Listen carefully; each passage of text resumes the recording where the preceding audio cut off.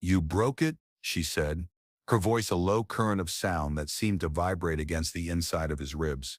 He was close enough to feel it, close enough to smell the faint, metallic tang of her species, a scent he'd come to associate with danger and something else he couldn't name.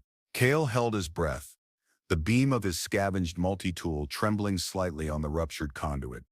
Didn't break it, was already broken. Just made it more broken. He risked a glance at her face, an intricate arrangement of shifting patterns and soft ridges. The patterns were stormy now, swirling shades of deep violet and turbulent gray. He knew those colors: anger, impatience. He also knew, despite the cultural chasm and the immediate life or death problem, that her species was engineered for efficiency. This kind of fumbling incompetence, even from a desperate human working on alien tech he barely understood, grated on her core programming. Look, I told you, I'm not an engineer. I just find things and make them less gone. Less gone is not functional, human. This entire segment is depressurizing. The integrity fields are failing, she stated, not as a complaint, but as a cold, hard fact. Her hand, elongated and elegant with triple-jointed fingers, hovered inches from the sputtering pipe. The air around it shimmered with residual energy. His own human hand, scarred and grimy from years of scavenging derelict ships like this one, felt clumsy and thick in comparison. You were attempting to reroute the primary coolant flow, were you not? To bypass the damaged junction. Yeah, that was the plan, Kale admitted, wiping sweat from his brow with the back of his wrist. The air was thin and hot, smelling of ozone and stressed metal. This abandoned research station had been a promising find, filled with potentially valuable, if volatile, tech. Finding another survivor, especially this kind of survivor, hadn't been part of the plan, especially not one with skin that reacted to her emotions, like a liquid light show and eyes that seemed to see through him. Oh! The auxiliary wasn't cutting it. Temperature was spiking, she sighed, a soft, resonant sound that filled the cramped space. Your methods lack precision and foresight. Did you consider the crystalline phase shift under thermal stress? I considered if the damn thing would explode in my face or not. Oh, Kale snapped, his own patience wearing thin. He was tired, hungry, and acutely aware that they were stranded. Her escape pod had crashed onto the station, just hours after his ship had died in orbit. A twisted kind of fate had thrown them together in this decaying metal shell. And now, thanks to his attempt at a fix, they might both be dead sooner than expected. Look, just tell me what to do. I made it worse, fine. What's the alien fix? Her patterns shifted again, softening slightly. A flicker of something akin to grim amusement, or perhaps just professional assessment of a hopeless situation. The alien fix, as you term it, involves molecular reintegration at a subatomic level, something your tool is utterly incapable of achieving. We need a localized containment field generator, and even with one, the energy demands would likely drain the remaining power core in minutes. The damage is extensive. She knelt beside him, her movement fluid and silent. Despite the crisis, despite the inherent alienness, there was a strange grace to her. The light from his tool caught the subtle ridges on her face, highlighting the alien architecture of her features. The pressure differential is increasing too rapidly. Oh. We have moments perhaps before this entire section breaches. Then the cascade failure will begin. Kale stared at the pipe, then at her. Moments, that was it. Oh. His chest felt tight. He'd faced death before. Oh. Many times, scavenging the fringes of known space, but always alone. This was different. This alien woman, whose name he didn't even know, was now tied to his fate. Oh! And he'd put the final nail in the coffin with his clumsy attempt to play engineer. Great, he muttered. Real great. He looked around the small room, debris scattered everywhere. No containment field generator in sight, just sparking wires, twisted metal, and the growing hiss of escaping atmosphere. He met her gaze, those intense, dark eyes, Any other alien tricks? Anything at all? She was silent for a beat, her patterns swirling in complex, unreadable ways. Then slowly she reached out a hand towards the damaged conduit. It wasn't a tool she reached for, it was her hand. There is one possibility, she said, her voice lower now, the current of sound more intense, pulling at him. Her fingers spread, hovering just over the rupture. He could feel the energy radiating from her, a hum that resonated deep in his bones. It wasn't technological, it was biological. She was looking at the pipe, but he felt her awareness, her focus on him. It is unconventional. It requires a biological resonance, a specific frequency match, and significant energy transfer. What are you talking about? Kale asked, his voice rough. The air was thinning, making it hard to breathe. His head was starting to ache. My species, she said, her voice a quiet explanation over the hissing pipe, can manipulate energy fields, given the right conditions. It is a form of biotechnology, inherent to our structure.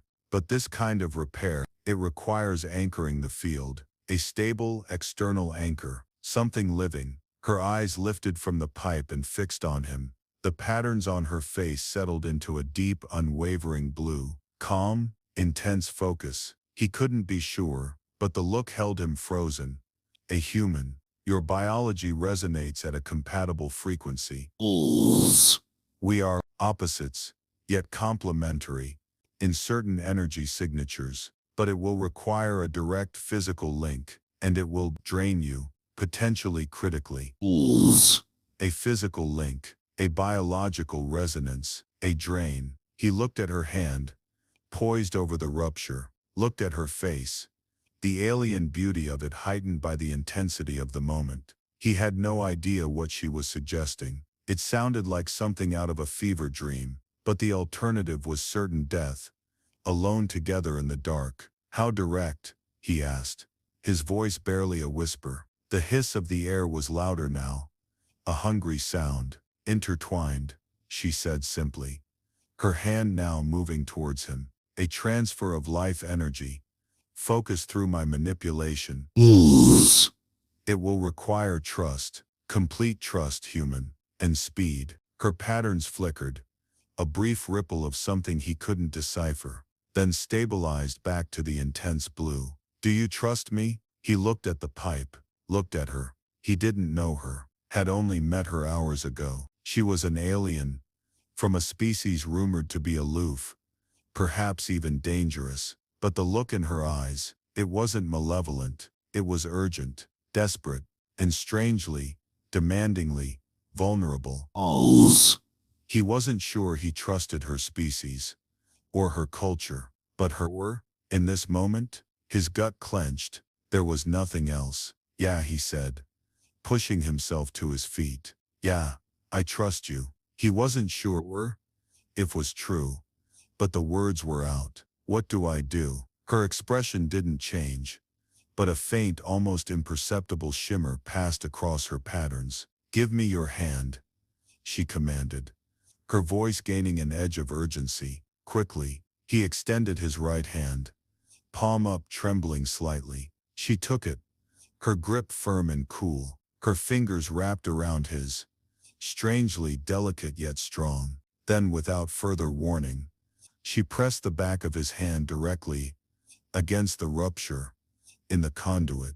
A searing heat lanced through him, followed by a strange vibrating current that seemed to travel up his arm and into his chest. He gasped, his body arching back instinctively, but her grip tightened, holding him in place. Hold still, she ordered, her voice strained. Her other hand was now hovering over the pipe, as well, her patterns swirling wildly, colors bleeding into one another. He could feel her concentrating, pouring energy into the repair, but he could also feel something draining from him, a vital warmth, leaving him cold and weak. The vibrating current intensified, resonating between his hand, pressed against the pipe, and her hand holding his. It felt like they were completing a circuit, a strange biological bridge across the divide of their species. His vision blurred at the edges. The hiss of the escaping air began to diminish, slowly, haltingly, but the drain on him didn't. He slumped against the cold metal bulkhead, his head swimming. The roaring in his ears wasn't just the residual sound of the breach.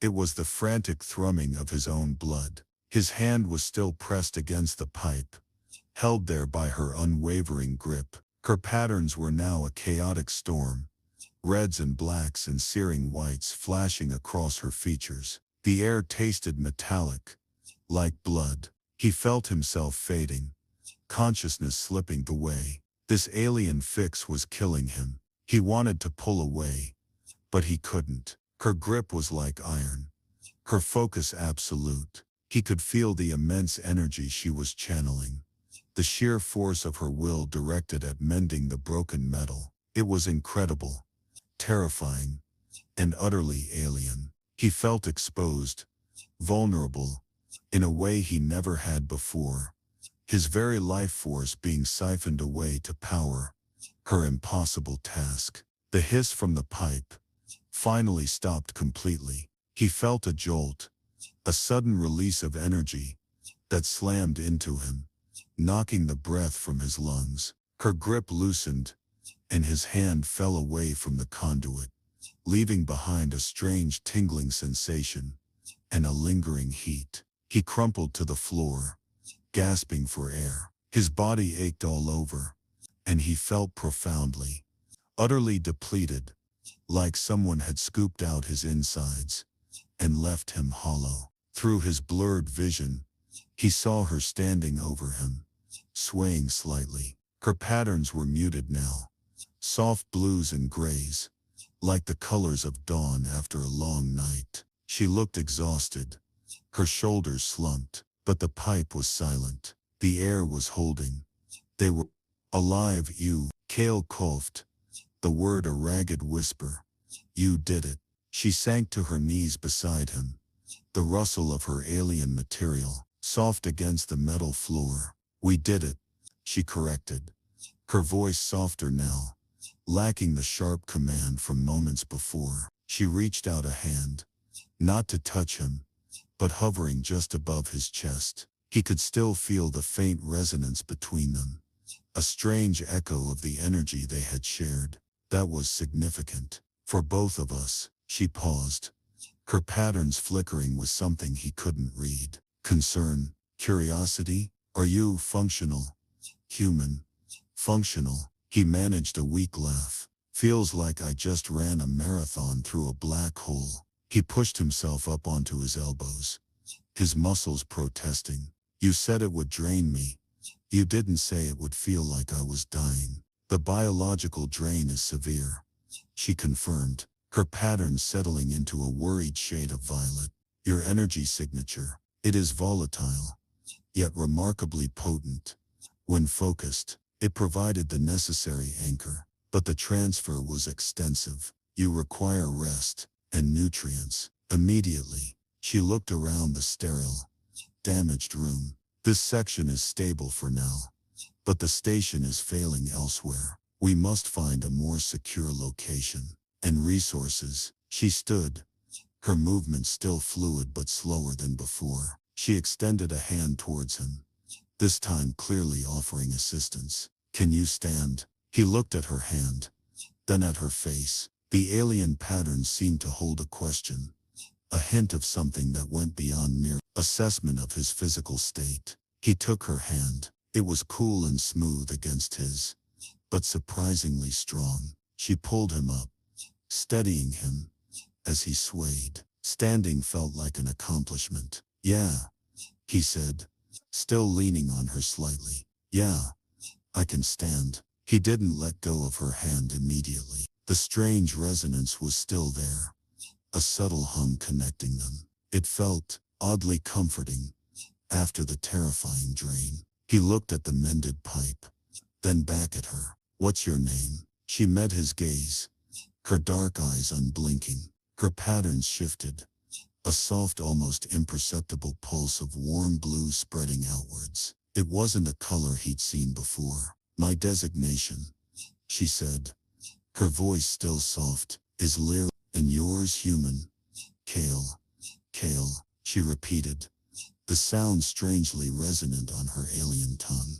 The warm blue pulse on her patterns intensified slightly. We are linked, now Kale, by the repair, by the energy exchange. It is a bond in my culture, a significant one, a bond.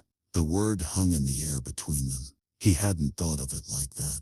He just thought of it as a desperate act of survival. But she saw it differently. Her culture had rituals, had meanings attached to things he couldn't possibly understand. He felt the weight of it, the unexpected significance she placed on their shared brush with death, and the bizarre energy transfer. It wasn't just survival to her. It was something more. He didn't know what to say. He just nodded, still holding her hand, feeling the strange connection hum between them. The immediate danger had passed, but a new, entirely unexpected tension had taken its place. They moved through the decaying station, a strange pair navigating the silent metal corridors. Kale was still weak, leaning on Lyra occasionally, feeling the subtle strength in her alien frame. The bond she spoke of felt less like a chain, and more like an awareness, a faint echo of her presence even when they weren't touching. It was unsettling, but not entirely unpleasant. Lyra moved with a quiet efficiency, her senses apparently far more attuned to the station's failing systems than his were. She navigated collapsing floors and sparking conduits with practiced ease, her patterns shifting from cautious greens to alert yellows. The central power core is fluctuating wildly, she murmured, stopping at a junction where twisted metal blocked their path. She didn't look at him, her gaze fixed on something only she could perceive. We must avoid the main conduits. The field regulators are compromised. A surge could disintegrate. Disintegrate, Kale echoed, his voice dry. Always something cheerful, isn't it? She turned to him, then her patterns a soft, contemplative blue. Survival is rarely cheerful, Kale. It is simply necessary. There was no judgment in her voice, just a statement of fact. She looked at him for a long moment, her dark eyes seeming to probe deeper than his skin.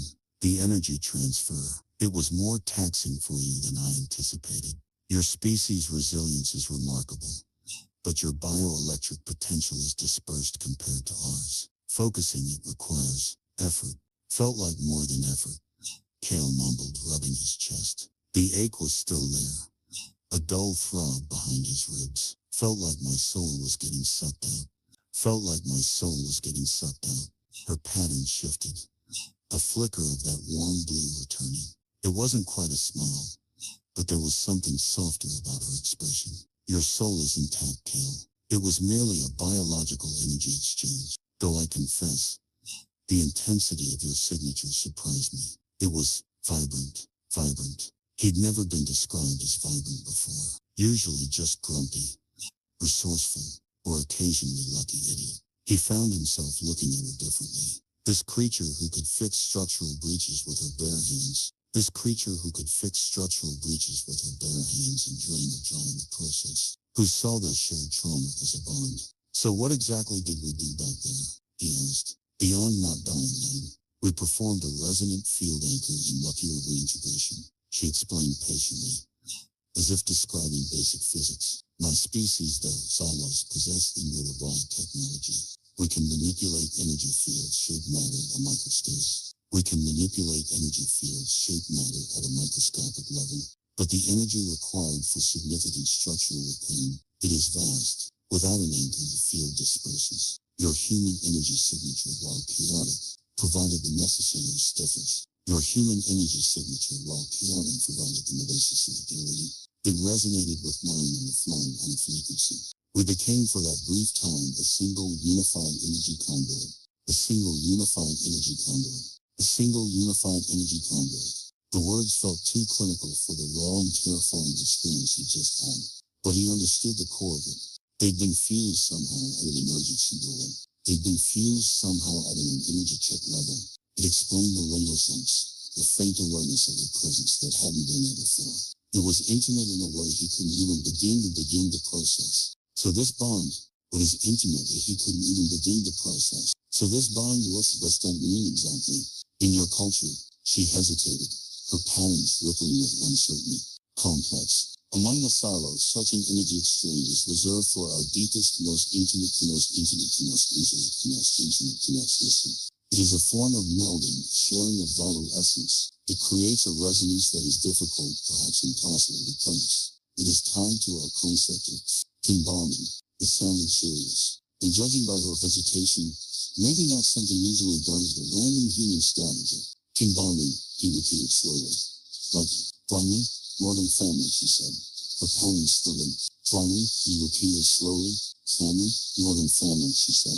Her patterns settling into a deep, serious blue of intertwined fate. It carries significant obligation and expectation within the silos house. Though, of course, the concept translates misservice imperfectly to interspecies interaction.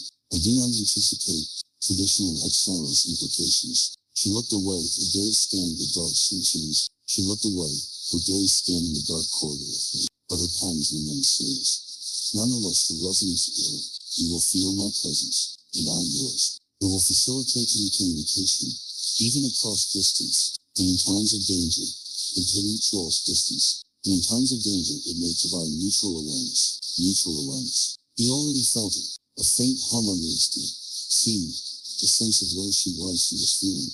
A ripple of caution as she assessed the path ahead. A subtle firmness a ripple of caution as she assessed the path ahead. It was utterly bizarre, and the implications of this king bonding, even if diluted by the species difference some bonding, she saw him now as something more than just a fellow survivor, more than a useful. She saw him as king, the Lord stuck together and never bound the king. She was she stuck together and never bound the king. Since then, started a distinction in that situation, almost making him laugh despite his against. We are linked, she corrected softly, turning back to face him. Her tone shifted, a flicker of something warmer on his face. Whether we are stuck together remains to be seen. Her immediate goal is stuck in same. Whether immediate goals stuck together remains to be seen. Find immediate ways to send them. Finding a way out of frustration. She paused, her gaze lingering on his station. An understanding that's what shows a bond. For those of us who hand his stories to the station, he tensed and stapled, didn't pull away.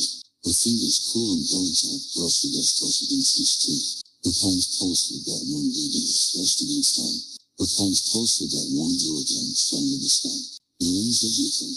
It's very different. Sharp, with a deep current of something uncommon, something uncommon, intelligent, only to us, intelligent, only to, This was getting stronger by the minute. He felt a blush spread across his face. The very human man isolated such intense, alien, and strong. He just stood there letting her alien fingers trace the lines around his cheek, feeling the high react to the The station groaned around him, remembered the precariousness of their situation. Sorry, but for a moment, the only thing that mattered was a strange connection to him. They found a relatively stable section of the station. Former crew quarters that hadn't suffered direct damage. It was cramped, filled with the ghosts of the former inhabitants. The feeling that had been inhabitants. The emergency movement is strong. Fairly eventually, feeling some of his strength return. Lyra watched him not eating, her hands somehow, feeling her requirements. Her hands were a calm, so the calm, resuming his, and was simply with a faint ripple of interest. This species consumes organic matter for sustenance, she observed. The species consumes organic matter for sustenance, resumed, her voice quiet and again. Our processes ambient energy fields. Though emergency begins to synthesize nuclear compounds, the stasis is suboptimal. Better than starting, infernal, tail grunting, striking the loss of the patient, human sensing. He felt a little less like he was about to collapse, but lingering fuzzy noses. The main fuzzy under the skin remained. So energy fields, the right side of your arm. With an immunity of localized gravity, the fields for propulsion and sensory. and utilize energy transfers far faster than light travel. Our ships are extensions of our biological structure, and their unconscious. Kale whistled softly. Sounds whistled softly. Sounds insufficient. She was perched on a metal bunk, watching him with an intensity that was both unnerving and fascinating. Her attention shifted again. Some saw slow, brain The bond, she said, her voice low, pulling his attention back. The bond, she said, her voice low, pulling his attention back. Leslie snorted on his forearm. She laughed. It's weird. Like knowing you again. Did you want to be what you want to and feeling innocent. They were lost for a form from the loss for a form of empathic communication. The sharing of emotional states. And functions. Be aware and deal with what you feel. Especially between disparate species with different emotional architectures. Or Paris culture is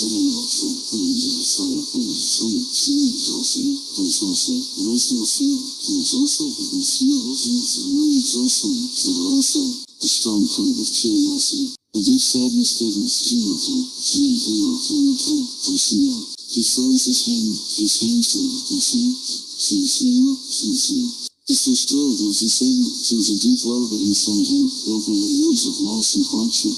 He kept it very deep, rarely letting it surface. The idea that this alien wanted to just come sense it was profoundly unsettled and strangely liberating. He didn't have to explain it completely. She just knew. She just knew that I'm here. She was meeting. His voice quiet.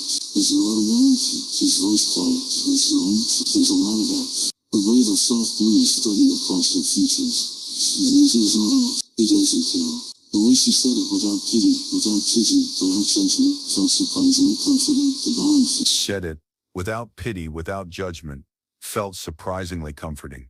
The bond, it facilitates mutual understanding. In time, it may allow for deeper connection than conventional communication. Deeper connection. He looked at her, really looked at her. She was an alien, utterly unlike anything he'd ever encountered.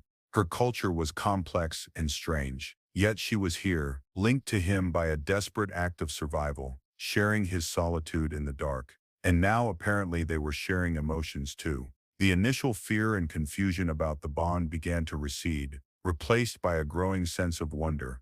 And something else, a fragile hope. He wasn't alone anymore, and neither was she. So what do we do now, Kin bonded? He asked, using her term, testing the sound of it.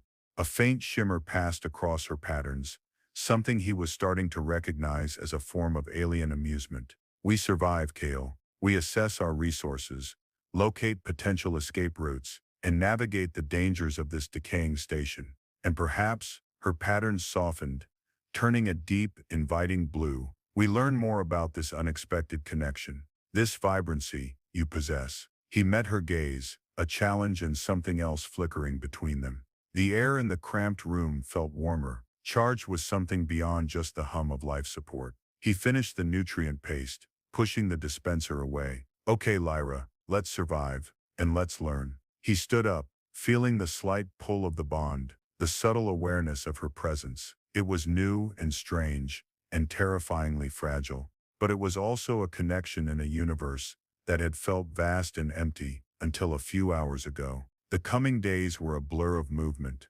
tension, and a deepening, unspoken intimacy, forged in the crucible of shared danger. They navigated the station, Lyra using her innate senses to guide them, Kale relying on his human resilience and growing trust in her. The bond was a constant presence, a silent conversation beneath their spoken words. He felt her focus, her moments of frustration or concern, her strange alien curiosity. And she, he knew, felt his wariness, his occasional flashes of anger at their predicament, and the persistent hum of his sadness. It was exhausting, this constant emotional awareness, but it also stripped away the need for pretense. He couldn't hide his feelings from her, and it forced a brutal honesty he hadn't known he was capable of. They found a working fabrication unit, allowing Kale to repair some of his gear, and even build a crude energy siphoner, though its output was pathetic compared to Lyra's capabilities. He felt a pang of inadequacy, a very human reaction to her inherent power, but she didn't seem to notice, Or if she did, she didn't judge. She treated his small triumphs with the same calm assessment as her own feats. One evening, huddled in a dark corridor, while a section of the station groaned and collapsed nearby, the tension between them escalated beyond the shared fear. The air was thick with dust and the smell of burnt insulation. The bond pulsed erratically, a frantic energy emanating from Lyra. "The core is destabilizing faster than projected," she whispered, her patterns a frantic kaleidoscope of red and black. "We have underestimated the decay rate. This station will not hold." "How long?" Cale asked, his voice tight. He could feel her panic through the bond, a cold wave washing over him. He fought it, focusing on staying calm. "Minutes perhaps, before a critical breach," she said, her voice strained. "We must find a way to the auxiliary escape pods. The primaries are offline. Auxiliary pods are on level 5, Sector Gamma," Cale said, recalling the station schematics he'd scavenged. "But that's 3 levels down, and we're cut off by the collapse." "There is a maintenance shaft," Lyra said, her patterns focusing into a sharp, decisive blue. "Unstable, but potentially passable. It runs vertically near here." She looked at him, her dark eyes intense in the dim light. The physical closeness, the shared fear, the raw emotional exposure of the bond, it all converged in that moment. Her patterns shifted, a sudden, unexpected ripple of warm blue, the color of their original bond. It was a stark contrast to the surrounding panic. "Cale," she said, her voice barely audible over the station's death throes. "If we do not make it, we'll make it," he interrupted, his voice firm. He reached out, his hand finding hers in the darkness. The bond flared between them, a sudden surge of energy that felt both terrifying and exhilarating. Their hands intertwined, his rough human fingers finding the smooth, delicate structure of hers. The contact felt different this time, charged with something beyond shared survival. It was a desperate affirmation, a silent acknowledgement of the precarious intimacy they had built. Her patterns pulsed under his gaze, swirling with a complexity that spoke of unspoken emotions. He felt a confusing mix of fear, determination, and something else, a yearning, from her, towards him. It was hard to tell what was hers and what was his anymore. The boundaries blurred by the bond. "The shaft is unstable," she repeated, her voice quieter. "The field regulators are failing. We will be exposed to raw energy currents. Then we go fast," Cale said, tightening his grip on her hand. His human limitations felt starkly apparent against her alien abilities.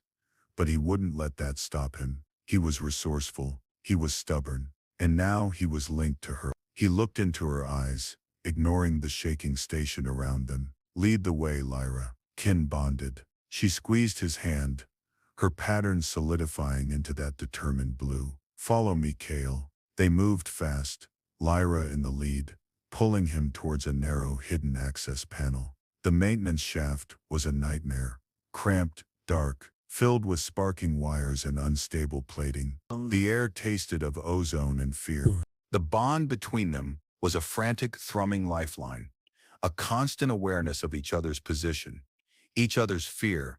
They climbed down, navigating broken rungs and falling debris. Lyra's patterns pulsed wildly, reacting to the raw energy currents crackling through the shaft. Cale felt it too, a tingling, unsettling sensation that raised the hairs on his arms. At one point, a section of the shaft collapsed above them, sending a shower of debris down. Cale cried out, shielding his head, but Lyra moved with impossible speed. She threw an arm around him, pulling him into a small recess, her body shielding his. He felt a searing pain as something struck his side, but her grip on him was firm. He was pressed against her, feeling the rapid thrum of her alien heart against his chest. Her patterns were a shield of solid, protective blue, radiating an energy that deflected the worst of the falling debris. When the cascade stopped, they were huddled together in the cramped space, breathing heavily. Cale felt a dull ache in his side, but he was alive. He looked at Lyra, her patterns slowly returning to a calmer state. Her face was close to his, her dark eyes searching his. "Are you injured?" she asked, her voice urgent. "Just bruised," he said, the words shaky. "You saved me." Her patterns pulsed a soft, warm blue, spreading across her features. It wasn't just a response to his injury, he realized. It was something else. Relief, affection, the blur of the bond made it hard to be sure. She didn't pull away immediately, her arms still around him. They stayed pressed together for a long moment. The sounds of the dying station, a distant roar. The physical intimacy was undeniable, heightened by the recent danger and the strange emotional exposure of the bond. He could feel the warmth of her alien body against his, the subtle vibration of her energy signature. He found himself wanting to lean into her touch, to deepen the connection. "We must keep moving," she said finally, her voice a little breathless. She pulled back, though her patterns remained a soft blue. She looked at his side. "Let me see." "It's fine," Kale protested, trying to wave her off, but she was already reaching for him. Her fingers, cool and skilled, probed gently at his ribs. He winced. Okay, maybe more than a bruise. Her patterns shifted to a focused, analytical blue. "A fractured rib, perhaps. Not critical, but it will impede your movement." She looked at him, a complex emotion in her eyes, that the bond translated as concern, layered with regret. "I should have been faster. I felt the shift in the structure, but I did not react optimally." Kale said, reaching out to touch her arm. "You saved my life. Don't beat yourself up." His touch seemed to surprise her.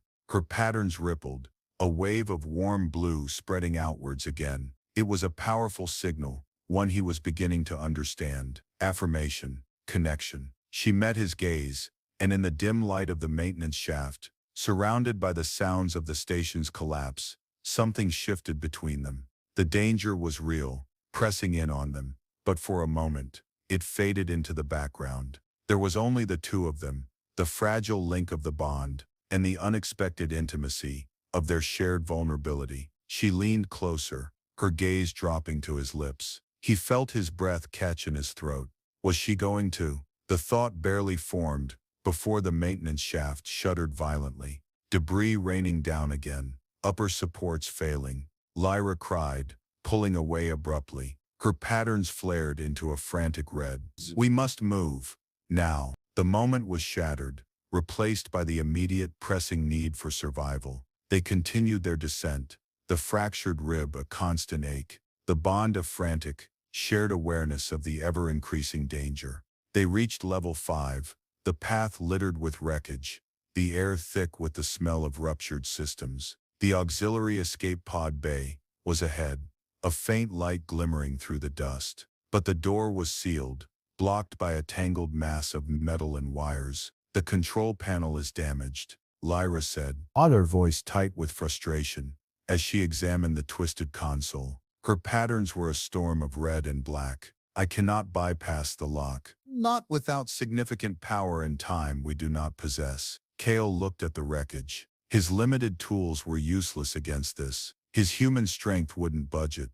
They were trapped, so close, and yet. He looked at Lyra. Her shoulders were slumped, her patterns dull with despair. The bond transmitted her hopelessness, a crushing weight that made his own chest ache. But he wouldn't give up. Not now. He looked at the door again, then back at her. "Lyra," he said, his voice calm, cutting through the despair. "Oh." "The bond, the energy, can we do it again?" She looked at him, her patterns flickering with surprise. "The repair here? It would take immense energy, Kale, and the structural integrity is too compromised. We risk collapsing the entire section." "Not the whole section," he said, walking closer to the door, examining the tangled metal. "Just a man-sized hole, or maybe Lyra-sized, something we can crawl through." He looked at her. Ooh.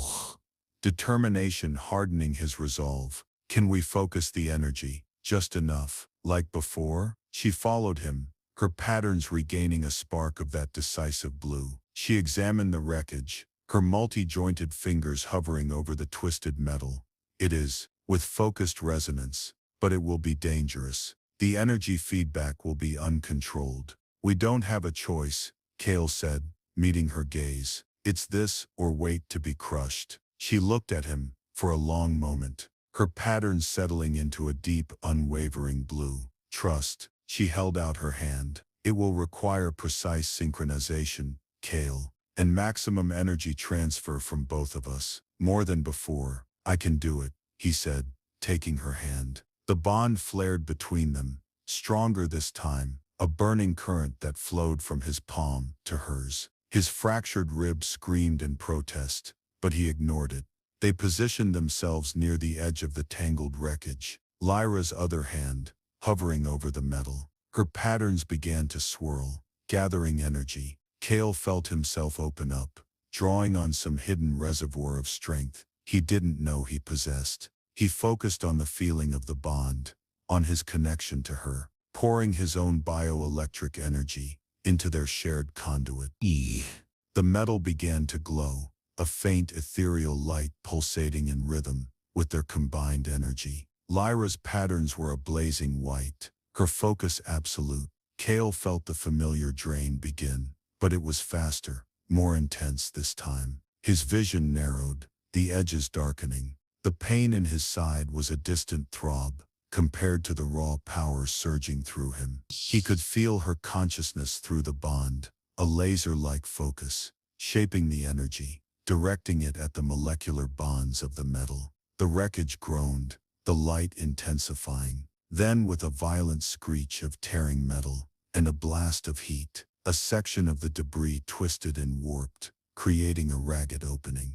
Kale stumbled back, collapsing to his knees, gasping for air. The drain was complete, leaving him feeling utterly empty, his body trembling. Lyra stood swaying over the opening, her patterns fading to a dull gray. "We did it," she whispered, her voice barely audible. "Yeah," Kale croaked, pushing himself up. He looked at the opening, then at her. She looked even more depleted than he did. Her body seemed to shimmer faintly, unstable. "You first," she said, gesturing weakly towards the hole. "I will follow." "No," Kale said, pushing himself fully to his feet, despite the pain. "After you. You're the one who knows where the pods are." He wouldn't leave her, not after everything. The bond, even in his weakened state, pulsed with his determination. She looked at him, her patterns flickering. He sensed surprise, perhaps even a touch of gratitude. "Very well," she said,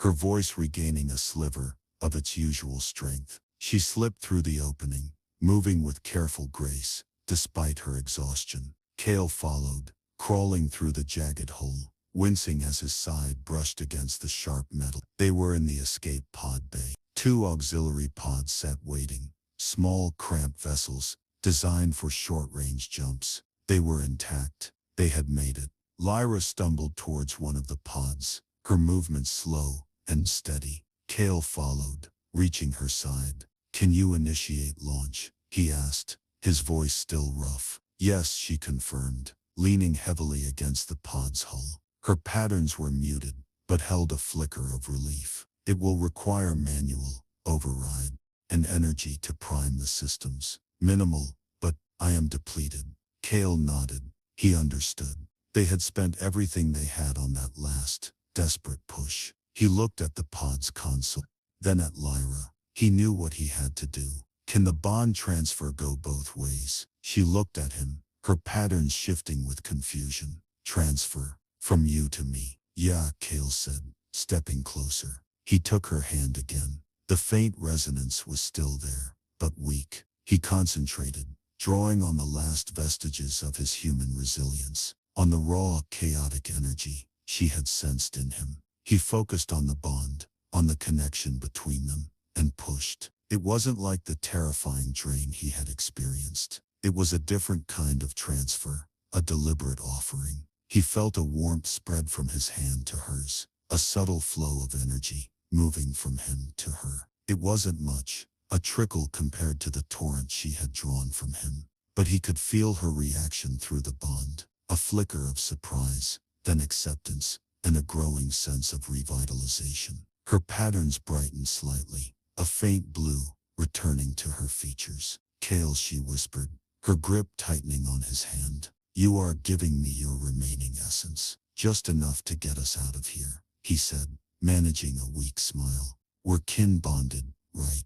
Gotta look out for each other. She looked at him, her dark eyes reflecting the dim light of the bay. Her pattern solidified into a deep, unwavering blue, warmer and richer than he'd ever seen it.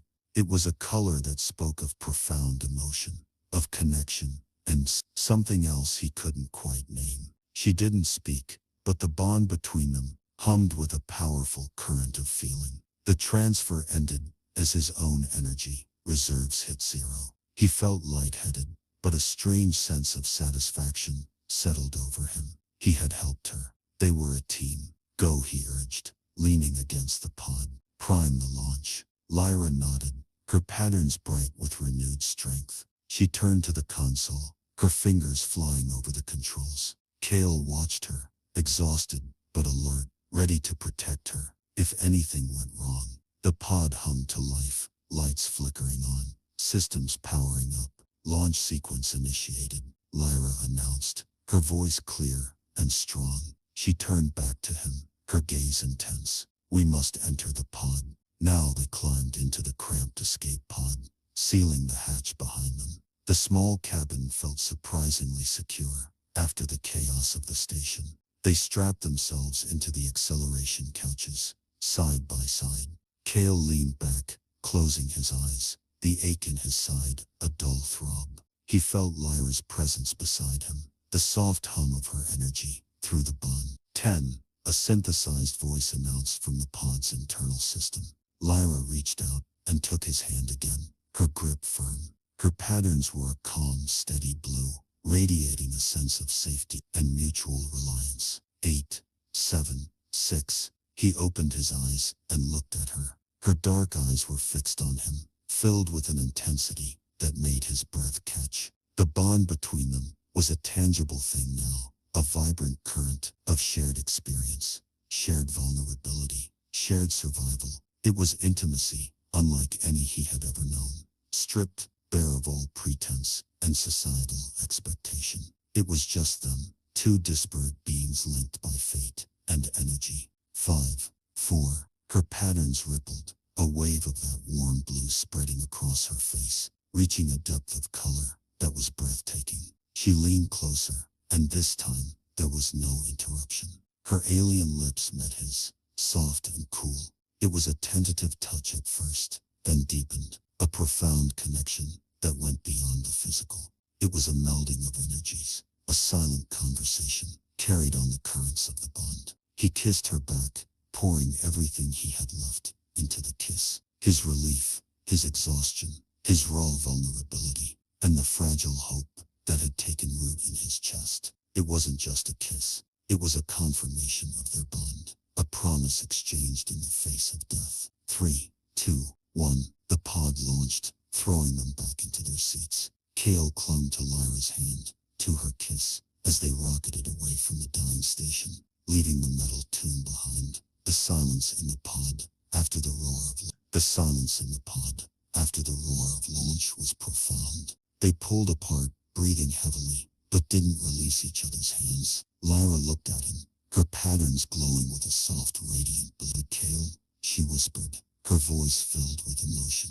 Kale, she whispered, her voice filled with emotion. He could feel resonating through the bond. That was, yeah, he said, his voice rough with exhaustion and something else he couldn't name. Yeah, he was weak, injured, and adrift in an escape pod with an alien woman he'd met days ago, who could read his emotions and manipulate energy, but he wasn't alone. And for the first time in a long time, that felt like enough. They drifted through the inky blackness of space, the small escape pod their only haven. The station was a fading speck of light behind them, a monument to their brush with death and the unexpected bond it had forged. Kale nursed his fractured rib, the pain dulled by sheer exhaustion, and the strange, pervasive comfort of Lyra's presence through the bond. Lyra monitored the pod's limited systems, her patterns reflecting a calm, focused efficiency. The atmosphere inside the pod was thick with unspoken emotions. The kiss, the shared vulnerability, the intensity of the bond. It had changed something fundamental between them.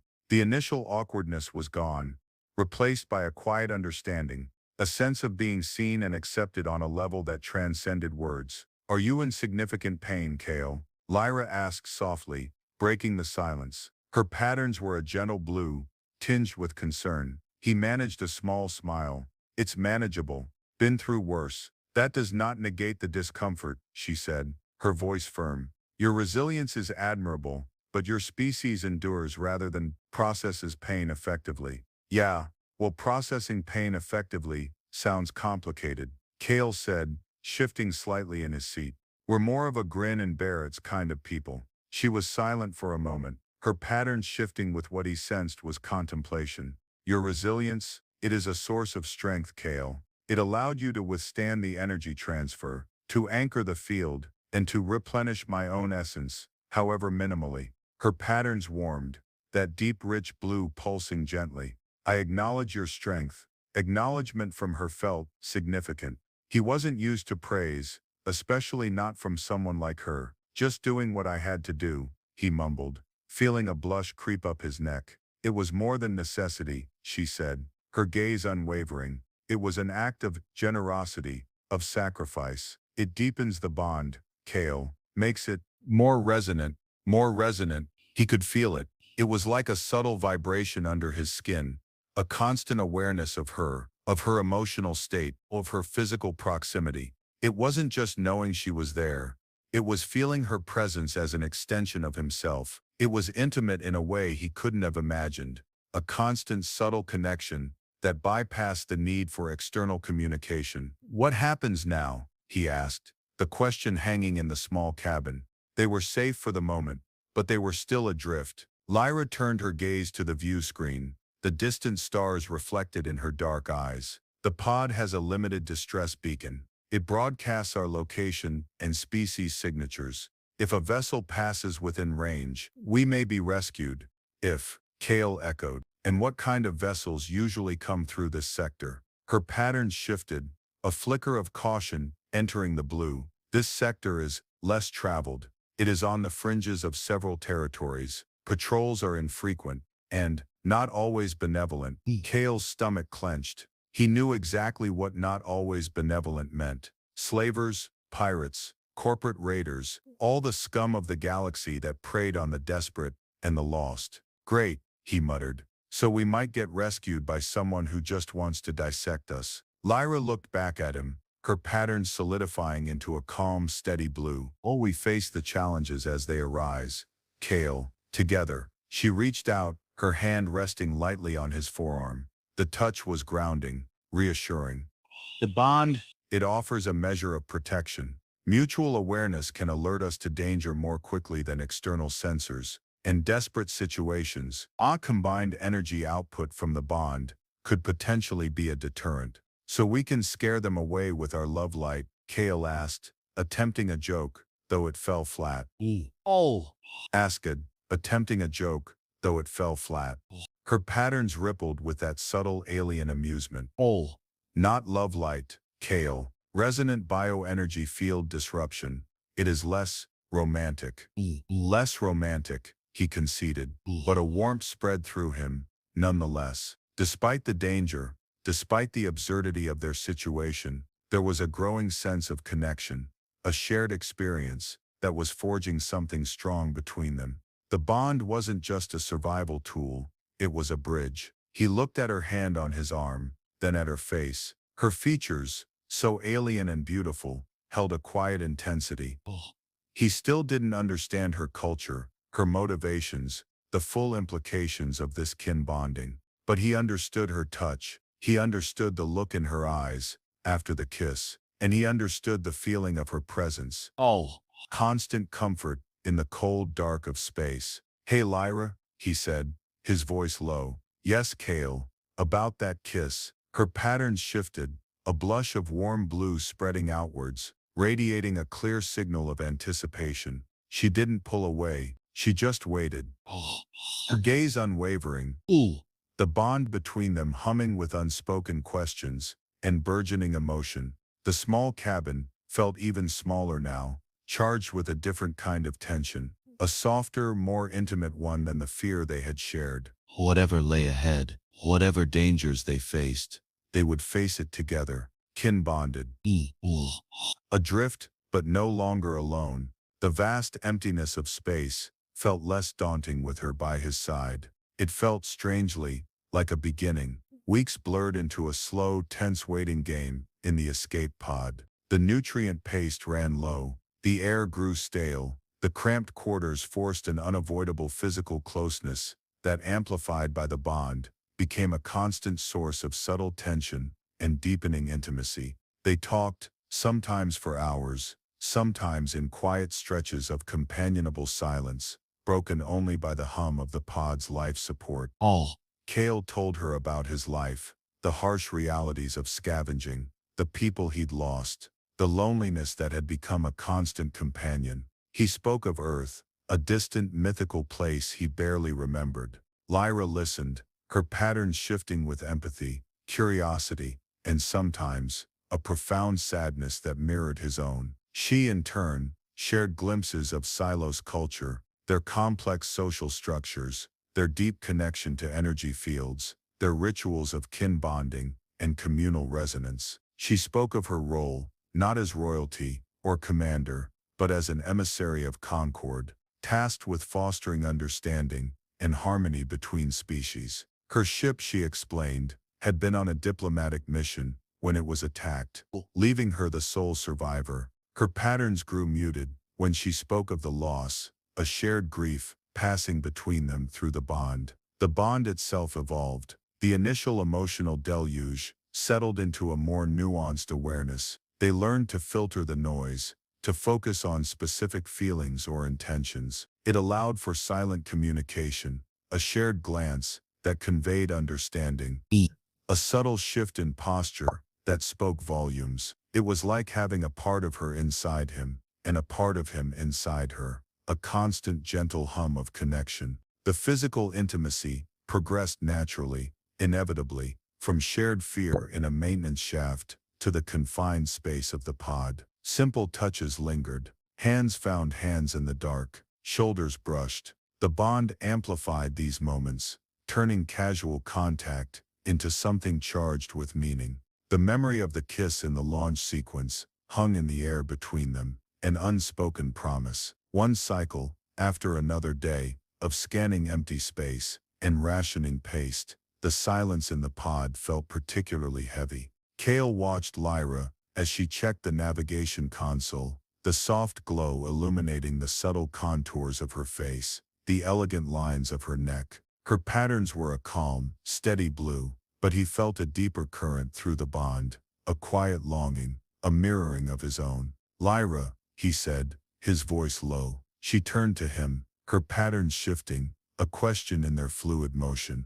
We're kin-bonded, he said, the term feeling less strange now, more like a truth, and we're here, alone. He gestured around the cramped cabin, and, I don't want to be alone anymore. Not like that. Her patterns deepened, a rich, warm blue, spreading outwards, confirming that she understood. She pushed herself away from the console and moved towards him on the narrow bench seat. The air in the pod seemed to thicken, charged with anticipation. She reached out, her hand resting on his cheek, her touch cool and feather-light. Her patterns pulsed under his gaze, radiating an intense, yearning heat that the bond translated directly into his own chest. You are not alone, Cale, she whispered, her voice a low current of sound that vibrated against his skin. Not anymore. Her gaze dropped to his lips, then lifted back to his eyes. The bond, it is a foundation, a beginning. It does not require physical expression in my culture, but it does not forbid it either. It is a matter of resonance, of mutual need. He leaned into her touch, closing his eyes for a moment, savoring the feeling of her hand on his skin, the comfort of her presence through the bond. I need it, Lyra, he admitted, his voice rough with emotion. I need you. Her patterns blazed, a breathtaking cascade of warm blues and purples, radiating an intense emotional response that flooded through the bond. She leaned closer, her other hand finding his, intertwining their fingers. Their foreheads touched, then her lips found his again, a slow, deliberate connection that deepened with each passing moment. This kiss was different from the one in the launch sequence. It wasn't born of immediate danger, but of accumulated tension, emotional vulnerability, and a quiet, desperate longing that had grown between them in the shared solitude. It was a kiss of exploration, of deepening connection, of two vastly different beings, finding solace and passion in each other's arms. Her alien body felt both strange and familiar pressed against his, the subtle differences in texture and structure fascinating and arousing.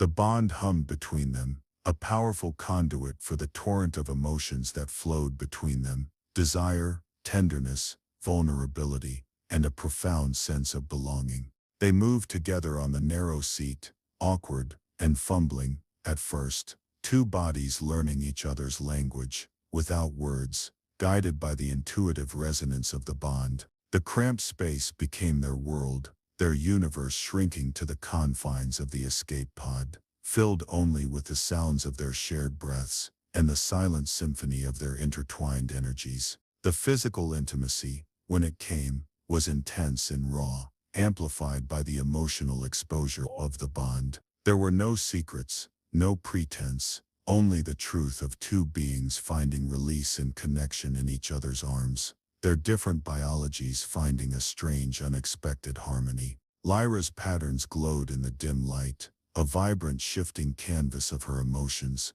reflecting the intensity of their shared experience. Afterwards, they lay tangled together on the narrow seat, breathing heavily, the bond a soft, warm pulse between them. Cale rested his head on her shoulder, feeling the subtle vibration of her being against his skin. He felt exhausted, raw, and strangely, completely at peace. Lyra's patterns were a soft, contented blue, with occasional ripples of that warm, radiant hue. She stroked his hair, a gesture he knew wasn't common in her culture, but one she seemed to have adopted from him. That was significant, Cale, she whispered, her voice husky. Beyond the implications of the bond, it was resonant. Yeah, he said, his voice muffled against her skin, resonant. He didn't have the words for the depth of what he felt, the profound sense of belonging, the quiet joy that filled the void where his sadness used to be. She shifted slightly, looking down at him. Her patterns pulsed with a gentle warmth. In my culture, such deep physical intimacy within a kin bond is rare. It signifies a unique level of trust, of intertwining essence. Good, Cale said, tightening his arm around her. Because I trust you, Lyra, with everything. She held him closer, the bond humming between them, a silent promise exchanged in the quiet dark of the escape pod. They were still adrift, still facing an uncertain future, but they were facing it together, kin-bonded, lovers. Two disparate beings finding a universe of connection in the vast emptiness of space. The pod's internal alert systems chirped, a soft, insistent sound that cut through the post-intimacy haze. Lyra's patterns shifted to an alert yellow. Vessel detected, she announced, her voice calm, professional once more, though the soft blue of contentment still lingered. Within range of the distress beacon, Cale's senses sharpened immediately. Rescue or capture. The two possibilities warred in his mind. He pushed himself up, reaching for the console. What kind of vessel? Lyra was already analyzing the data. Unknown signature. Not standard Federation or Alliance. Not Silos. Her patterns were a careful, analytical blue. But he felt a thread of tension through the bond. Multiple energy signatures detected. High-yield weaponry. Shielding online. Not good. Pirates? Cale asked, his hand hovering over the pod's limited weapon systems. Little more than a localized energy flare designed to deter small asteroids. Useless against a hostile ship. Possibly, Lyra said, her voice tight. Or scavengers, or something worse. They looked at each other, the shared glance conveying the unspoken threat. Their moment of peace was over. The universe had intruded again. The bond pulsed between them, no longer just a source of intimacy, but a tool for shared vigilance. Can we cloak? Cale asked, running through the pod's functions. Negative, Lyra confirmed. Insufficient power. Our distress beacon broadcast would also interfere. So they know exactly where we are, Cale stated grimly. Precisely, Lyra agreed. Her patterns shifted to a decisive blue. We must prepare for potential boarding. The pod's internal systems are not designed for combat. We have minimal defenses. Minimal is better than none, Kale said, already moving towards the small storage compartment. He pulled out the energy flare and his salvaged multi-tool. Not much, but it was something. He looked at Lyra. Can you sense them through the bond? Their intentions? She closed her eyes for a moment, focusing inwards. Her patterns swirled, reflecting a complex mix of impressions. They are approaching rapidly. Their intentions are predatory, Kale, focused on acquisition, not necessarily rescue. Her eyes snapped open, her patterns a sharp alert yellow. They are hailing us. The comm panel crackled to life, an unknown frequency overriding their systems. A harsh, guttural voice filled the small cabin, speaking in a language Kale didn't understand. Lyra's patterns shifted, a cold, hard blue replacing the warmth. They are demanding we disable our systems and prepare for boarding, she translated, her voice flat. They identify themselves as the Vorlog Collective. Kale felt a chill run down his spine. The Vorlog Collective. He'd heard of them. Ruthless slavers and raiders who scoured the outer systems, snatching anything and anyone of value. They were notorious for their brutality. Being captured by them was a fate worse than death. We can't let them board, Kale said, his mind racing. Agreed, Lyra said, her patterns radiating fierce determination. Resistance is futile with our current resources, but cooperation with the Vorlog is not an option. She looked at him, her gaze intense. The bond pulsed between them, a silent question passing between their minds. What can we do?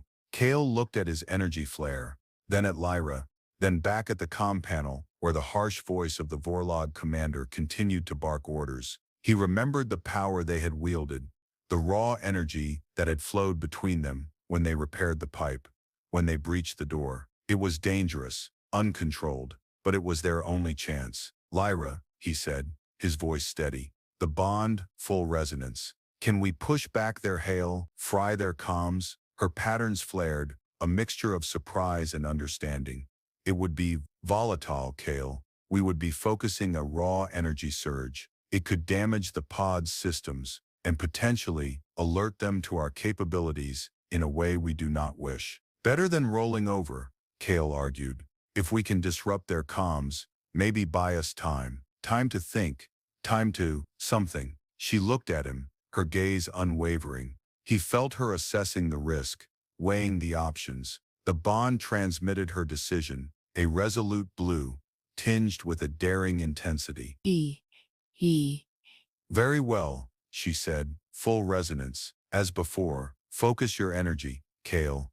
Channel it through me. They took each other's hands, gripping tightly. The bond flared to life, a searing, vibrant current of energy, surging between them, connecting their minds, their bodies, their very essences. Kale closed his eyes, focusing on the feeling of her presence, drawing on the raw, chaotic energy within him, pushing it outwards, channeling it into the shared conduit. Lyra's patterns blazed, radiating a focused, intense blue that pulsed with their combined power. She directed the energy outwards, targeting the incoming hail, creating a localized disruption field.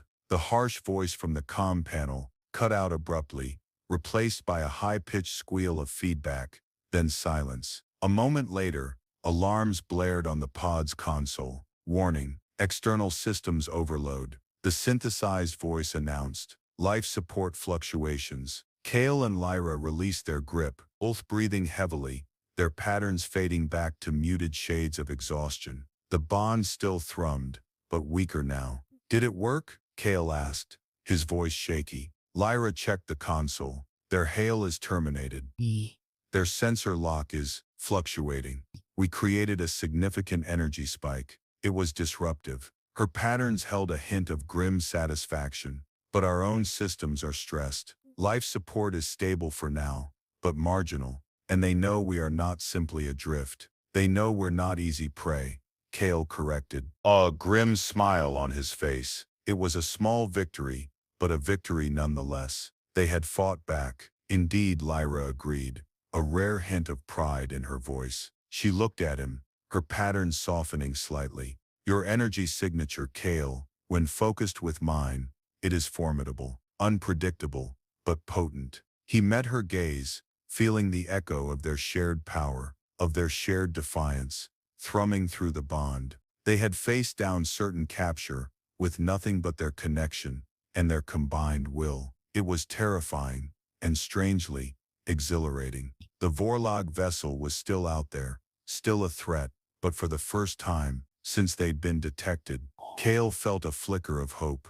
They weren't helpless, they were together, and their bond was a weapon, one the Vorlog wouldn't understand. The fight wasn't over, but they had just fired the first shot. Oh.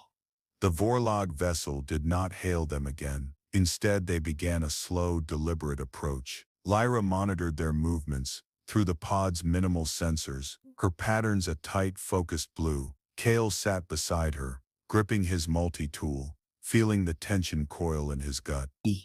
The bond was a constant hum of shared anxiety, a silent countdown to confrontation. They are preparing for a physical breach, Lyra stated, her voice low. Energy signatures indicate cutting tools and boarding party deployment. Kale swore softly. There was nowhere to run inside the escape pod. Oh. They were trapped. Can we move the pod? Anything? Negative, Lyra said. Propulsion systems are offline. The energy surge, it fried the regulators. Her patterns shifted, a flicker of self-recrimination in the blue. Hey, Kale said, reaching out to touch her hand. Oh. Who had to do it? HFY. She squeezed his hand, her pattern softening slightly. A silent acknowledgement of his comfort. Oh. Nonetheless, we are now immobile, Oh. awaiting their arrival. Oh. They watched the view screen, a small dark shape, growing larger in the blackness. Soon it filled their field of vision, a brutal, angular vessel that screamed aggression. It matched pace with them, drawing closer, closer, until it was mere meters away. They are attaching docking clamps, Lyra reported, her voice calm despite the danger, preparing to breach the hull. Kale felt his heart hammering against his ribs. This was it.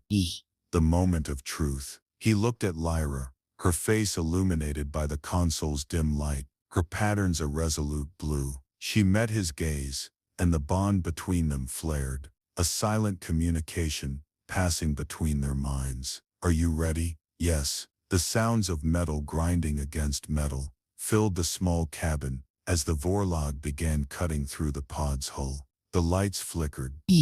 Air pressure dropped slightly, then stabilized as the pod's emergency systems compensated.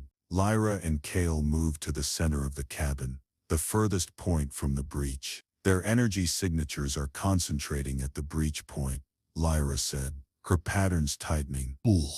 They are close. Then with a shower of sparks and a hiss of escaping air, a section of the hull peeled open. 3 figures in bulky, armored suits stood in the opening, their visored helmets obscuring their faces. They were large, imposing, and radiating an aura of brutal intent that Kale could feel even without the bond. They carried heavy energy weapons, their movements swift and professional. Lyra's patterns flared into a brilliant, protective blue. She stepped slightly in front of Kale, placing herself between him and the intruders. It was an instinctive gesture, a manifestation of the mutual reliance of the bond. Lower your weapons and surrender. One of the Vorlog barked, their voice distorted by their helmet comms. Lyra didn't respond verbally. Instead, she focused her energy, her patterns blazing. The air around her seemed to shimmer, distorting the light. Through the bond, Kale felt her drawing on their combined power, preparing to unleash it. You are resisting, the Vorlog commander stated, his voice laced with something cold and dangerous. A foolish choice. We will take you by force. He raised his weapon, pointing it at Lyra. Kale yelled, stepping forward, pushing Lyra slightly behind him. His fractured rib screamed in protest, but he ignored it. He wouldn't let them touch her. He raised his multi-tool, a pathetic defense against their weaponry, but it was all he had. Leave her alone. The Vorlog commander paused, surprised by the human's defiance. He shifted his weapon, aiming it at Kale instead. The male first, then. He appears protective, a useful trait in a slave. Lyra's patterns exploded in a flash of white light. A wave of raw, uncontrolled energy surged outwards from her, from them, amplified by the bond, and Kale's desperate defiance. The energy wasn't focused, wasn't shaped into a specific effect. It was simply power, unleashed. The Vorlog warriors cried out as the surge hit them. Their armor sparked, their weapons sputtered, their visors flared with blinding light. The air filled with the smell of burnt circuits and ozone. The energy blast didn't vaporize them, but it slammed into them with immense force, throwing them back through the breach and into the dark of space. Kale and Lyra stumbled back, collapsing to the floor, gasping for air. The pod's emergency systems shrieked, warning lights flashing everywhere. The breach in the hull was still there, but the Vorlog were gone. Did we kill them? Kale choked out, his body trembling from the energy release. Lyra pushed herself up, her patterns flickering weakly. Their biosignatures are fading rapidly, she confirmed, her voice strained. The energy surge disrupted their life support and power systems. They will not survive exposure. A wave of nausea washed over Kale. He had never intentionally killed anyone, but they had been slavers. They had threatened Lyra. He looked at her, her patterns settling into a weary blue. She met his gaze, and the bond transmitted a complex mixture of emotions, relief, exhaustion, and a quiet understanding. They had done what they had to do. The Vorlog vessel is retreating, Lyra reported, checking the console. Their primary systems are functional, but they have sustained damage, and they sense the volatility of our energy signature. They had scared them off with the raw power of their bond. It was terrifying and empowering in equal measure. They were survivors. They were dangerous. They were together. Lyra sealed the breach with an emergency patch, the pod system stabilizing, though still critical. They were safe again for now, the immediate threat repelled. But they had revealed a dangerous truth to the galaxy. The power of their bond. It made them a target. Lying together on the narrow bench seat later, utterly exhausted, Kale held Lyra close. The bond was a soft hum between them, a comforting counterpoint to the lingering fear. He looked at her, illuminated by the pod's dim emergency lights, her patterns a gentle, sleepy blue. We did it, he whispered. We survived. Together, she agreed, her voice soft. She leaned her head against his chest, and he felt a wave of deep, contented peace wash over him. Through the bond, the emptiness inside him was gone, replaced by the quiet certainty of her presence, of their connection. He didn't know what the future held. They were still adrift in space, their pod damaged, their location revealed to a potentially hostile galaxy. But they weren't alone. They were kin-bonded. They had faced death and come out the other side, stronger, more connected than ever before. And in the quiet intimacy of the escape pod, with her in his arms, the universe felt less daunting, less empty. It felt for the first time in a long time, like home. The pod drifted for what felt like an eternity. Days bled into nights, marked only by the cycle of eating the dwindling nutrient paste, and the gradual dimming of the emergency lights. Kale's fractured rib began to heal, a slow, painful process. Lyra conserved her energy, her patterns mostly a soft, steady blue, occasionally rippling with a quiet anxiety that Kale felt and gently soothed through the bond. Their conversations became deeper, more personal. They spoke of their pasts, their hopes, their fears. Lyra shared more about the complexities of Isile's society, the pressure she faced as an emissary, the loneliness of her mission. Kale opened up about the scars he carried, not just physical, but emotional, the loss of his family, the harsh solitude of his life, a scavenger. The bond facilitated this exchange, allowing them to sense the unspoken emotions beneath the words, creating a level of understanding that would have been impossible otherwise. Their physical intimacy became a natural extension of their emotional connection. In the confined space, touches were constant, deliberate, comforting. They found solace and release in each other's arms. Their different biologies no longer a barrier, but a source of fascination and shared pleasure. The bond amplified the sensations, turning physical contact into a profound exchange of energy and emotion. Lyra's patterns would glow with vibrant colors during these times, a silent, beautiful expression of her arousal and affection. Kale, lacking such outward displays, expressed himself through touch, through whispered words, through the raw vulnerability he allowed himself to show her. One cycle, Lyra stirred beside him, her patterns flickering with a new intensity. Not fear, but something akin to alert anticipation. Not fear, but something akin to alert anticipation.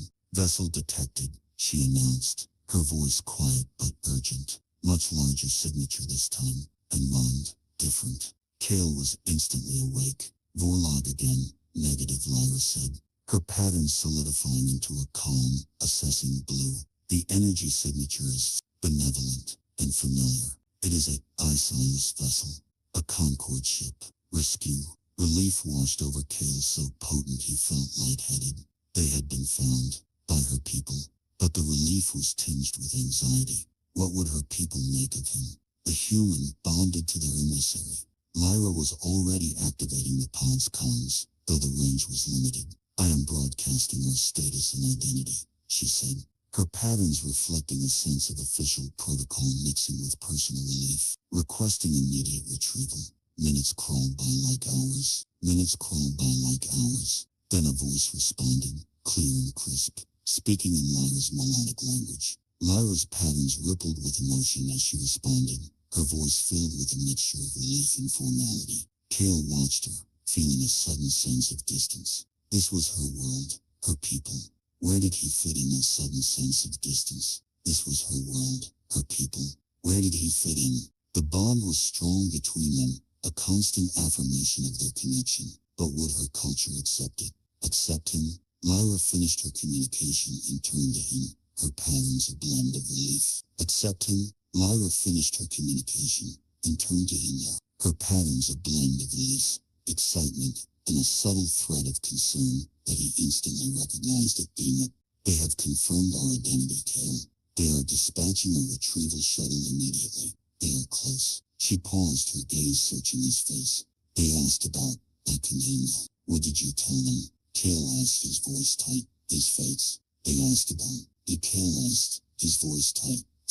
They told them, you are Kale, she said, her pattern shifting to a deep reassuring blue, a human survivor, and human survivor, and like-in bonded. She had said it, announced their bond to her people. The full weight of the term, of its cultural significance, settled on Kale, settled on Kale. It wasn't just an informal connection forged in crisis. To the silos, it was profound. Are they okay with that? He asked, feeling vulnerable. Lyra hesitated, her patterns rippling. Lyra hesitated, her patterns rippling with a hint of uncertainty.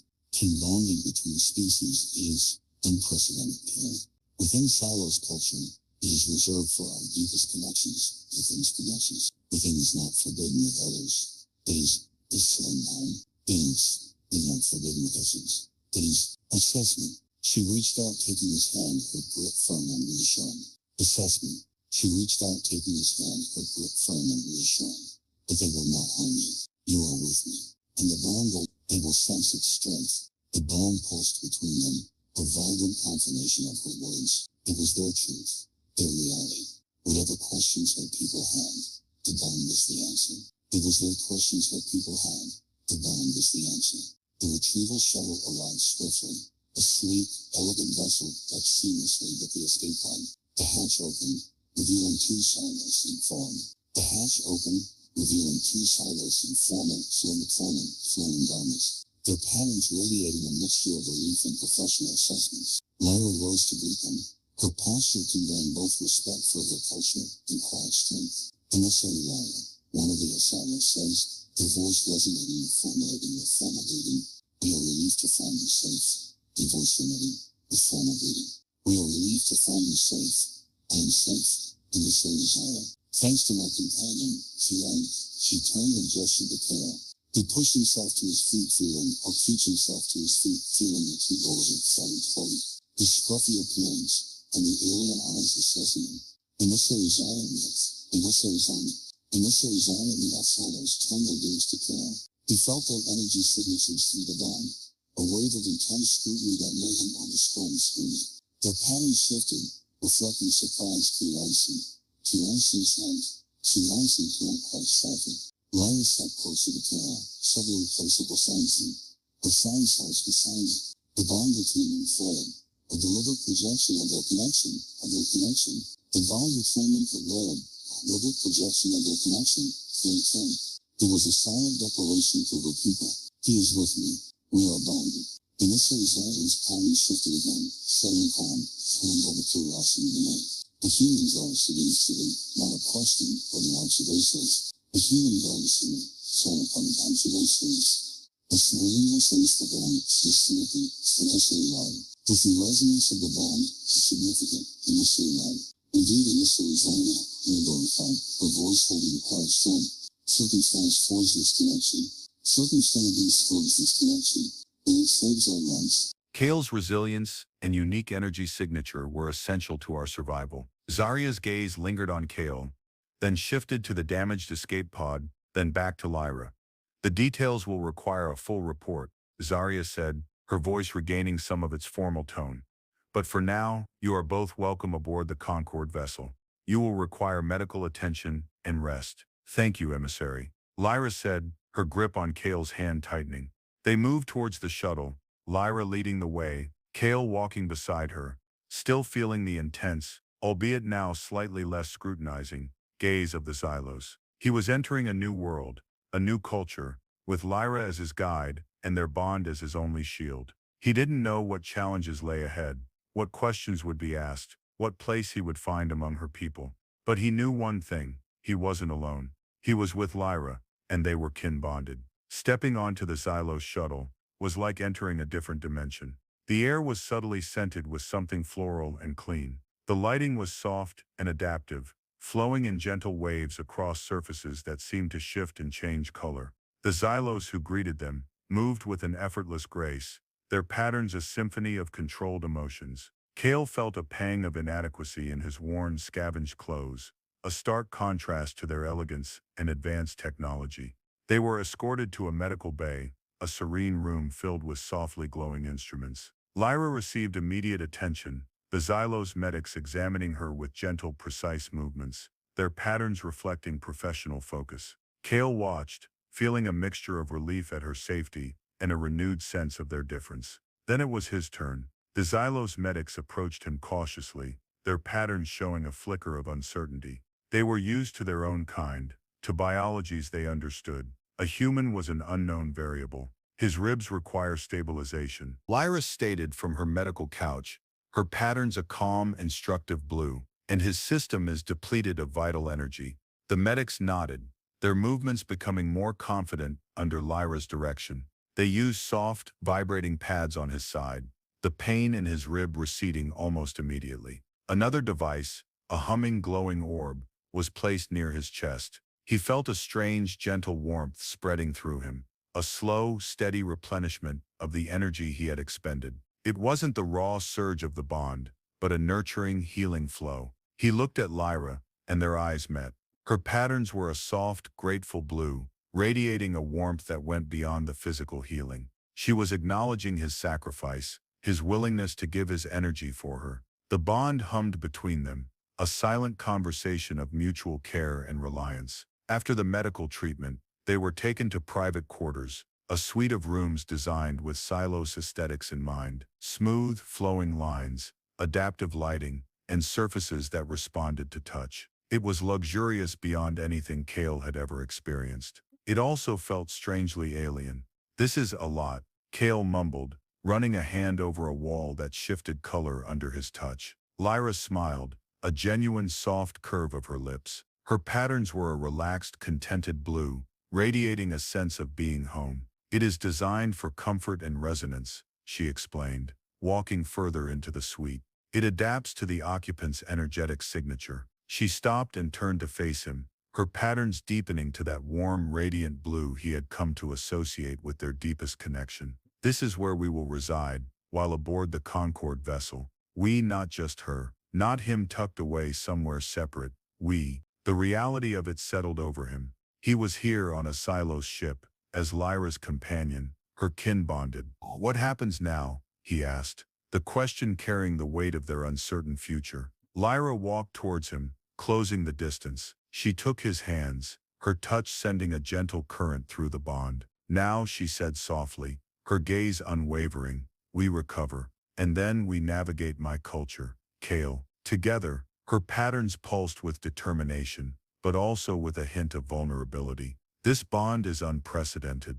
It will require understanding, both from my people and from us. We must explain its nature, its necessity, its depth. She was asking him for more than just physical presence. She was asking him to be a part of her world, to face the scrutiny and the questions with her. It was a daunting prospect. He, a rough human scavenger, trying to fit into the elegant, complex society of the Silos. But he looked at her unwavering gaze, at the truth of their bond, humming between them, and he knew he couldn't say no. He didn't want to say no. Okay, Lyra, he said, his voice firm. Together, we'll face it together. Her patterns blazed with a fierce, radiant blue, a silent expression of gratitude and resolve. She leaned into him, resting her forehead against his. My kin bonded, she whispered, the term a promise, a declaration. He held her close, feeling the strength of their connection, the quiet certainty that no matter what challenges lay ahead, they would face them as one. Their journey was far from over, but it had led them here, to this moment of shared vulnerability and unwavering commitment. They had survived the darkness, found each other across the vast emptiness, and forged a bond that was more powerful than anything either of them could have imagined. The Silos vessel was a new beginning, a chance to build a future together, whatever that might look like. And for the first time in a long time, Kale felt ready to face it, not alone, but with the alien woman who had become his world.